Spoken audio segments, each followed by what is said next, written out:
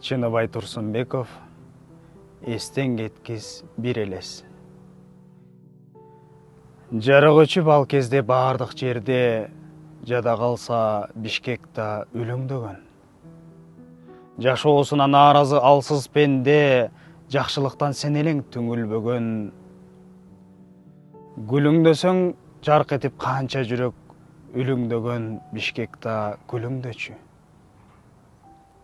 Айта албаймын, ал заман жакшы кезби. Алаксыдык өзүңдөй дары менен, алоолонуп өздөрүн тирүү сезчү, ашыктыктан сен өлбөс жаны белең. Ошол отуң азырда калды бекен, үлүңдөгөн шаарга жарык чачкан, айыктырып ооруган жанды нечен, үмүтсүздүк дегенден алыстаткан.